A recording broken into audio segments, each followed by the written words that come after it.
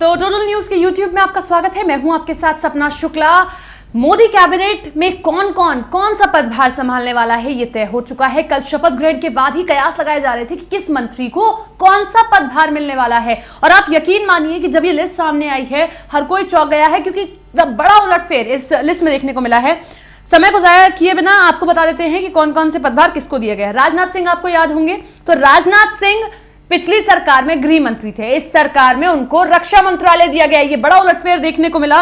अमित शाह पहली बार कैबिनेट मंत्री बने और गृह मंत्रालय उनको दिया गया है। गृह मंत्री वो अमित शाह जो है इस कैबिनेट में बने हैं। आपको एक चीज यहां पर बता दें कि ये जो जोड़ी है नरेंद्र मोदी और अमित शाह की, ये जो जोड़ी है ये आपने राज्य में भी देखी होगी। जब राज्य में सरकार थी नरेंद्र मोदी की, उस वक्त भी यही जोड़ी चलती थी कि चीफ मिनिस्टर नरेंद्र मोदी हुआ करते थे और गृह मंत्रालय जो है राज्य का वो अमित शाह के हाथों में होता था। तो ये जो जोड़ी है अब इस कैबिनेट में भी देखने को मिली है। नितिन गडकरी बहुत ही उम्दा मंत्री माने जाते हैं, उनका रिपोर्ट कार्ड बहुत शानदार माना जाता है और माना जाता है कि जब से उनको पिछली कैबिनेट में मंत्री बनाया गया था तब से सड़क परिवहन मंत्रालय बहुत सुधर गया है और सड़कों को लेकर काफी काम भी हुआ है। तो इस बार भी उनका मंत्रालय नहीं बदला गया, उनको वही मंत्रालय दिया गया है। निर्मला सीतारमण एक ऐसा नाम जिसको लेकर खासा चर्चा हुई और देश की खजाने की चाबी निर्मला सीतारमण को मिली है। जी हां, वित्त मंत्रालय जो है निर्मला सीतारमण को दिया गया है। आप भी सुनकर चौंक गए होंगे और हम भी सुनकर चौंक गए थे जब हमने ये बड़ा उलटफेर देखा कि निर्मला सीतारमण को जो है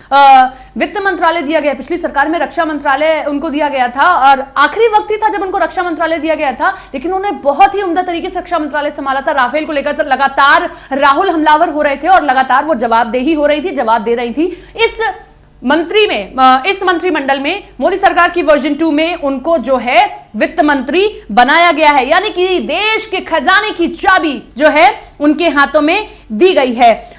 इसी के साथ में और भी बड़े नाम जो निकल कर आ रहे हैं वो हम आपको लगातार बता रहे हैं। जिस तरीके से रामविलास पासवान एक ऐसा नाम माने जाते हैं, उनके लिए कहा जाता है कि वो हर सरकार में मंत्री होते हैं और इस सरकार में भी वो मंत्री बने हैं। मोदी सरकार की वर्जन 2 जो है ये सरकार, उसमें भी मंत्री बने हैं और उपभोक्ता मामले में खाद्य एवं सार्वजनिक वितरण मंत्रालय उनको दिया गया है।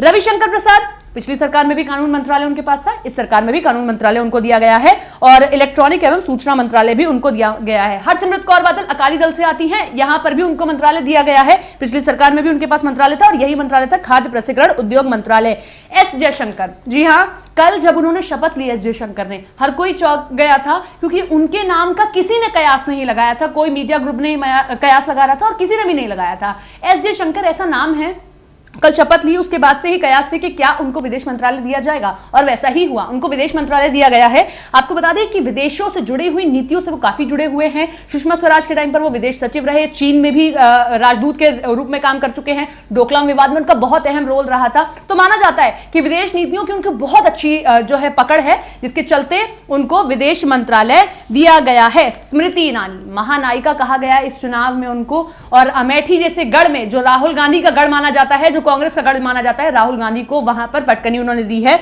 उसके बाद से ही सुर्खियों में रही और उनको इस बार महिला एवं बाल विकास और कपड़ा मंत्रालय दिया गया। एक मंत्रालय उनका पहले वाला ही था जो कपड़ा मंत्रालय उनके पास था, इस बार फिर से उनको वह मंत्रालय दिया गया। साथ ही साथ महिला एवं विकास मंत्रालय जो कि पिछली सरकार में मेनका गांधी के पास हुआ करता था, इस सरकार में उनको दिया गया है। हर्षवर्धन माना जा रहा है कि दिल्ली के इस नेता का जो है प्रमोशन हुआ है, उनको स्वास्थ्य मंत्रालय यहां पर दिया गया है, बड़ा पदभार दिया गया है। प्रकाश जावड़ेकर पिछली सरकार में मानव संसाधन मंत्रालय उनके पास था, इस सरकार में उनको मानव संसाधन मंत्रालय ना देकर पर्यावरण एवं जलवायु मंत्रालय। पीयूष गोयल एक ऐसा नाम बहुत चर्चित रहता है और बहुत ही उम्दा तरीके से वो अपना मंत्रालय संभालते हैं, रेल मंत्रालय उनको दिया गया है और वाणिज्य मंत्रालय, और तस्वीरें भी उनकी आई कि सुरेश प्रभु ने अपना कार्यभार अब उनको दे दिया है और नेम प्लेट भी मंत्रालय की बदल चुकी है। मुख्तार अब्बास नकवी अल्पसंख्यक मामले में मंत्री, और गिरिराज सिंह के बारे में आपको बता दें कि गायों से लेकर काफी वो विवादित टिप्पणियां भी देते रहे, तमाम बार उनके बयान भी सामने आए, तो उनको इस बार पशुपालन, डेयरी और मत्स्य पालन मंत्रालय दिया गया है। हरियाणा की 3 मंत्री हैं, उनको भी पदभार दिया गया है और एक दिल्ली के हो गए। तो ये तमाम नाम हमने आपको बताए, लेकिन कई नाम ऐसे भी हैं जिनको पिछली सरकार में जगह मिली थी और इस सरकार में जगह नहीं मिली है।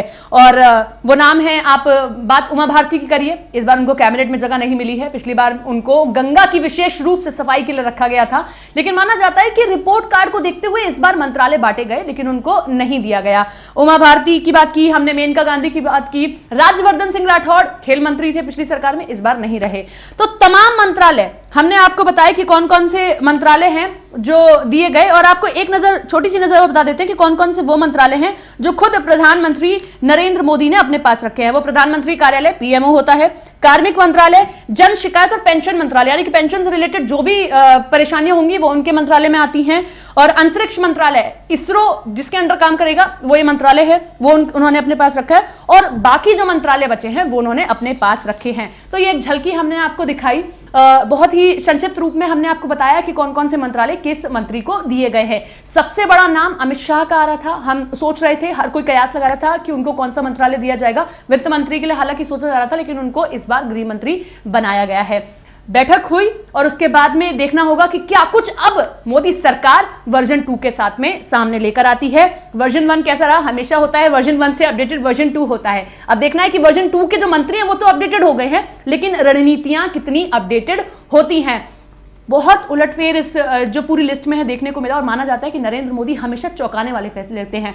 तो चौंकाने वाले फैसले यही रहे जिस तरीके से एस जयशंकर और निर्मला सीतारमण और अमित शाह, इस तरीके से जो ये बदलाव, फेरबदल देखने को मिला है। लेकिन अब देखना होगा कि बदले नाम कितना काम को बदलते हैं, कितनी रणनीति बदलते हैं, और किस तरीके से सरकार का ये सेकेंड वर्जन काम करता है। फिलहाल के लिए इतना ही, बाकी खबरों के लिए आप टोटल न्यूज देखते रहिए और तमाम अपडेट्स हम आप तक पहुंचाते रहेंगे। तब तक के लिए नमस्कार, और सब्सक्राइब करना बिल्कुल मत भूलिएगा।